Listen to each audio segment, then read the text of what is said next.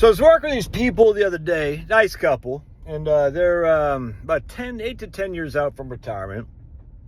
And the numbers don't look great in terms of probability of success. I think it's like 63% or something like that. And as you know, I can see I won't say they're disappointed, but I was trying to tell them, like, look, man, you guys are a long way from retirement. And one of the reasons that it's so low is because I'm only giving you a 5.3% rate of return on your portfolio. All right, I'm not giving you a high rate of return. If we only get 5.3%, you could have less of a probability of success than you want. But the thing I always want to emphasize, I'll say this to you, my furry friends out there in YouTube land, is that what does the probability of success actually measure? Does it measure that you have no money? No. It measures, do you have investments left when you die? All right? So let's just use 63% probability. That means 37% of the time you have no investments left when you died.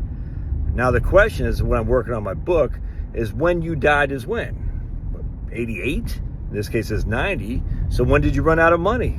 Well, you didn't run out of money. You ran out of investments. How old were you? 87? All right, so I just want to point out a 63% probability of success.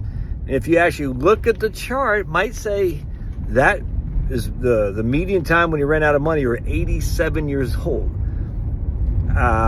Is that a worst thing scenario? In fact, for these guys, I showed them, it's like, look, you got no debt. This guy had a $35,000 a year pension, or he will have.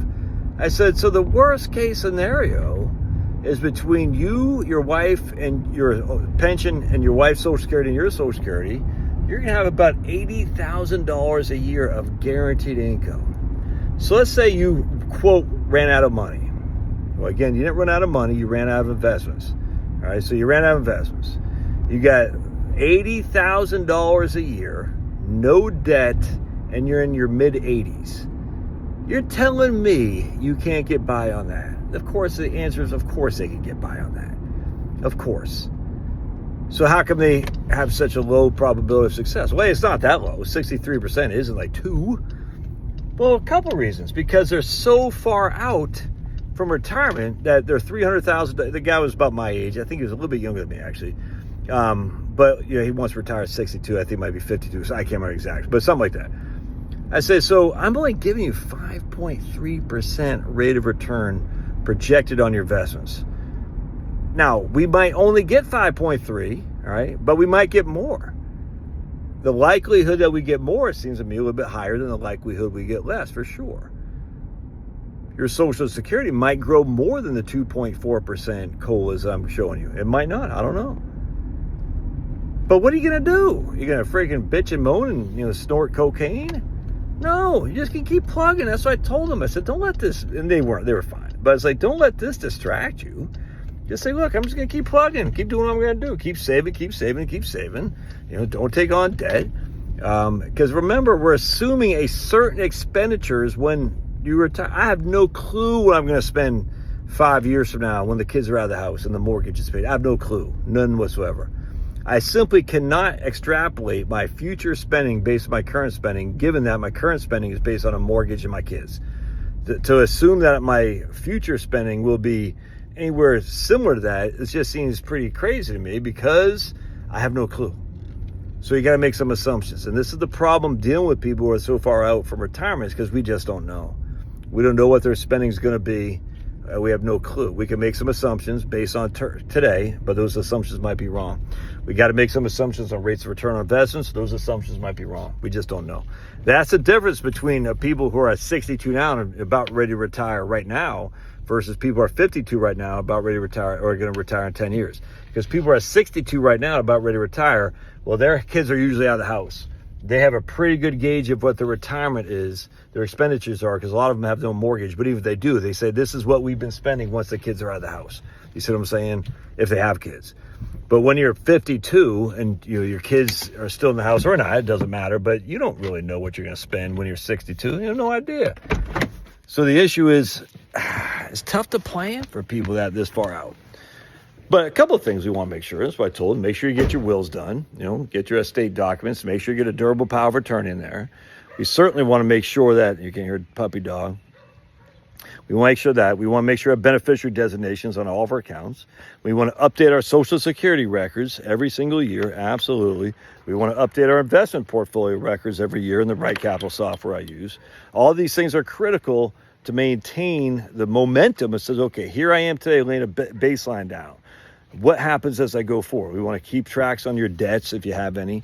You want to look at your auto and home, like get an umbrella insurance potentially. All these stuff are very, very important. You've got to make sure that you're not being too conservative on your portfolio. Like I talked about my man John today. Come on, let's go. Hey. And I said he can afford to be conservative. Well, he was 70. If you're 52, you really can't afford to be that. I mean, you could if you don't need the money, but if you're 52, you still got a lot of time ahead of you. You're still a long-term investor for sure. So we don't want to be too conservative to avoid, short-term losses or what. Oh, come on, puppies. Oh, come on. You can do it. Come on. So we don't want to be too conservative. If we have like a 2025 fund, we probably want to bump that up to a 2040 or something like that. Assuming you have cash, I get it. But just don't worry about it so much, man. Don't worry. But my numbers don't look good. I'll tell you that right now. I have no clue. Yeah. We just spent $100 at my wife's birthday today. We all went out for dinner. We just laid down $100. Are we going to do that when it's just me and her? I highly suspect we won't, because we don't drink, because we like the ladies. And so we don't have a big, we like to eat, but we don't eat that much in terms of, like, we don't go nuts on stuff. I drink water. I don't drink alcohol and stuff like that. We don't drink wine because we like the ladies. But anyway, so we don't have big expensive habits. We just don't. So, but how do you extrapolate that in terms of, we just laid $100 out for my family for my wife's birthday versus what we'll do in the future when it's just she and me? I don't know. So I just say, just keep plugging away. Keep paying off debt, keep putting money in, and you're going to be A-okay. All right, God bless. Love your thoughts.